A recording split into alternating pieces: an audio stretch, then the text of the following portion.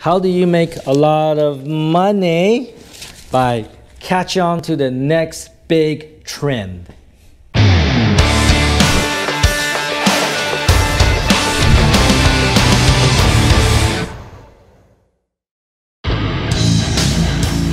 Everyone, reach out to Tom Pang YouTube channel, which is a non-profit channel that promotes ethical business mindset in Vietnam. And look, I know all about ethics. I work for a guy who has none. You check out his channel so that more people can understand all about ethical business and educate themselves in this practice. Thanks. I see a lot of, business wannabes. Like they want to make it rich. They want to make it rain by catching on to the next big trend. Maybe that next big trend is e-commerce.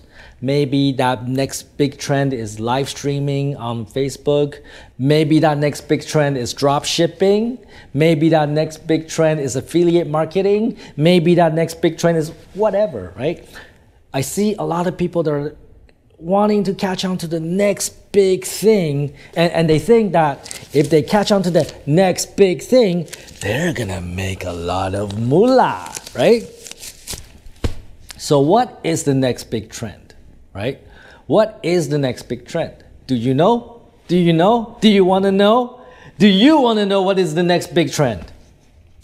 Let me tell you, nobody knows, right? Unless you're the trend maker, unless you're so powerful that you have so much influence on press, on media, on culture, that you can create trends, you don't really know. You don't really know what is going to be the next big thing, right? You do not know. And by the time that trend happens, it's already too late. By the time you know it is a trend, by the time you know e-commerce is going to be the big thing, it's already the big thing. By the time you know that, live streaming, selling on live stream is a big thing, it's already a big thing. You're already too late for it. By the time that, you know that drop shipping is the next big thing, it's too late. Everybody's doing it, right? There's already so much competition. So there's no way for you to catch on to the next big trend. If you hear somebody tell you, hey, you should get into this business now because this is the next big trend, I'm sorry to tell you this, it's too late. It is really too late, because when people are telling you this is the next big trend, it's already too late, right? Because that means that a lot of people are already doing it, and you are gonna compete in a business with a lot of people in it, and you're just a little tiny small player, right?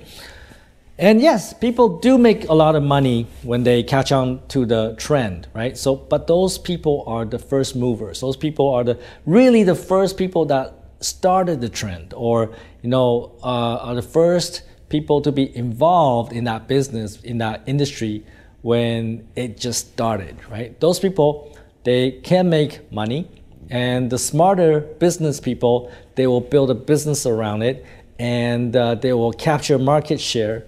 And once they do that, they can stay in that business and probably continue to make money. But for the people that are latecomers, right, it's going to be hard because the barrier of entry is high, because there's going to be so much competition. There's going to be established players. There's going to be players already in the business. And it's going to be really hard to compete with them, because maybe they have the capital, they have the investment, they have the market share, they have the brand awareness, they have, the recognition. So it's like, Tesla is the first electric car company, and that's pretty much, they dominate the market, right? It's like, Lazada, Shopee, they're the first e-commerce marketplaces. Well, let's also include Tiki in there as well. So now you want to start up a marketplace, it's very difficult, because Lazada, Shopee, Tiki are already well established and people know them by name. Hey, you know what? I got into that business a little bit too late. I thought that e-commerce is the next big trend in Vietnam, but you know what? I'm like 4 years too late, right? And it's really hard when you come into the game late. When you come into the game late, then you have to, differentiate. You have to offer something other people don't have. And you have to be different. You have to, again, revolutionize that market, right? Even though you're late to the game, but you change something and you become the first mover again, because you have something nobody else has, right? But really, if you're just waiting for the next big trend, then the chances of you finding that trend is probably very low. And by the time you think it is a trend, it's already too late. So what am I telling you here? I'm saying don't wait for the next trend, because you don't know what it is and you don't know when it's gonna come. So the best thing you can do is not focus on what is the next big trend. The best thing you can do is learn skills.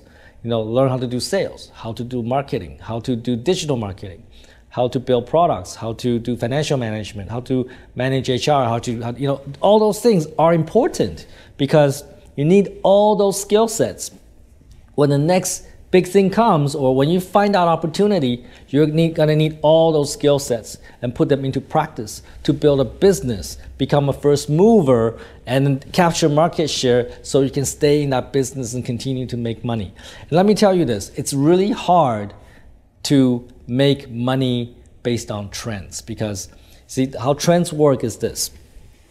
Something happens, it's becoming a trend, a lot of people come in. In the beginning, some of the players can make money, but when a lot of people come in, what happens, it's economics, right? So when a lot of players come into that industry, that market, everybody start to experience reduced margin. Everybody's profitability becomes low because of competition. People lower price, right? Or they offer more, and so their margin for profit is lower and lower and lower. Eventually, to a point, nobody makes money. And it's true in any industry. If it's a new industry, the first people that come in will make money, and then a lot more people come in, and then nobody makes money.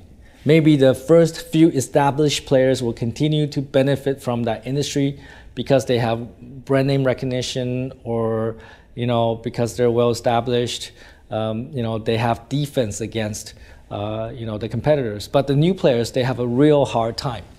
It's simply economics, right? As more players coming into a market, everybody will start making less and less and less money, and with some players making no money, and even some players lose money, right?